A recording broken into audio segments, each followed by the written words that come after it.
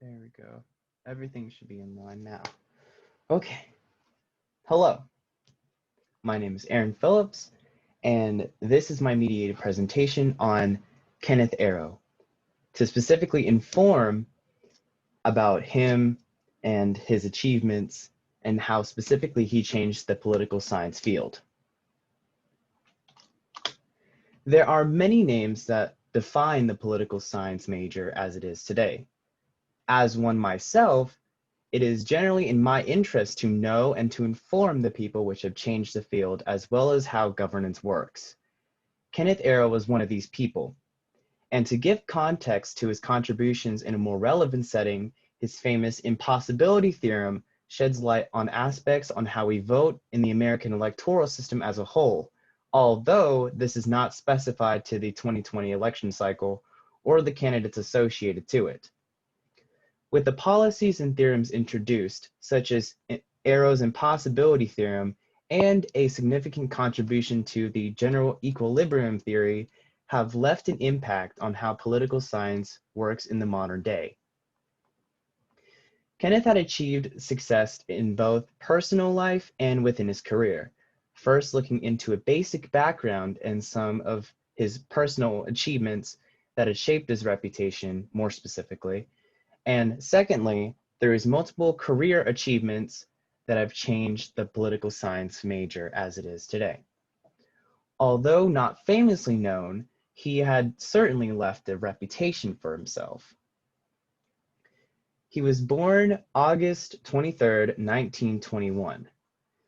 He first graduated with a Bachelor of Science in Social Science, but with a major in mathematics in 1940, and later acquired a master's degree in mathematics in 1941. He had served in World War II as a weather officer, basically an observer of the weather that may affect military operations, as well as writing his first book. Skipping ahead, he retired from Stanford in 1991 and passed away in February of 2017. He had many career achievements, and if I was to list them all, it would certainly go longer than 6 minutes. But this was just some of the significant ones that I thought should be mentioned in this presentation. He was awarded the John Bates Clark Medical of the American Economic Association in 1957, became an elected member of the National Academy of Sciences and the American Philosophical Society, was appointed professor of economics at Harvard in 1968, and received the Nobel Memorial Award for Economic Sciences in 1972, although splitting the award with John Hicks.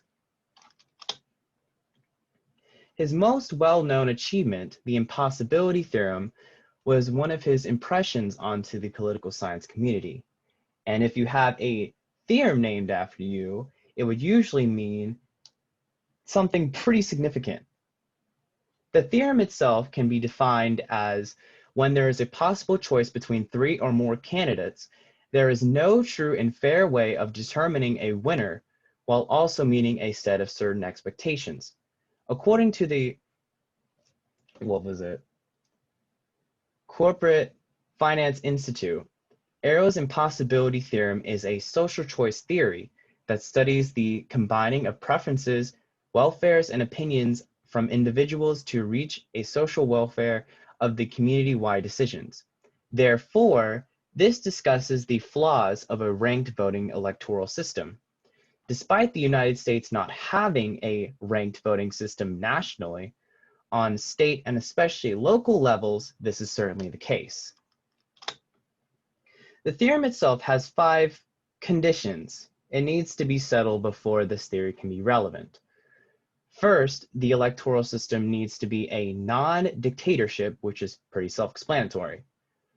Unrestricted domain, which surveys complete social preferences. Independence of irrelevant alternatives requires that when people rank irrelevant alternatives, that the social ranking won't be impacted. Social ordering is ordering in a connected in a cohesive transition, for example, best to worst. The final factor is something called Pareto efficiency. Hopefully I get that right. But it requires the respect of people's preferences, in which the social preferences must agree to people's individual preferences, basically saying that if there is an individual consensus, that the social preferences will align themselves to the people's consensus. Hopefully that makes sense. The usual demonstration of this theorem contains three candidates or variables. Using either is still the same situation. The reason that there are three or more variables is due to the fact that the system is unable to rank only two candidates, because you can say there is a winner and loser. Looking at this chart represents said example, with the variables A, B, and C representing the voters, and X, Y, and Z being the candidates. Only paying attention to the ranking instead of adding the numbers together, the preferences start to reveal themselves. Between X and Y, 2/3 of the sample prefer X, and when comparing Y to Z, another 2/3 of the sample prefer Y. So the conclusion is X over Y, Y over Z, and X over Z. This is further simplified to X over Z, and at the same time, Z over X, which is, just as the title implies, quite impossible. The effects and/or reasoning of this theorem is to shed light on some of the flaws of how voting in a democracy can never fully be fair in the situation of three or more possible candidates. Kenneth Arrow had left a legacy with his ideals and books, and are still taught throughout the world of political science today. In conclusion, Kenneth Arrow had achieved both personal and career success, and with his many ideas and achievements, left a legacy and was very significant to the political science major. And this is my works cited.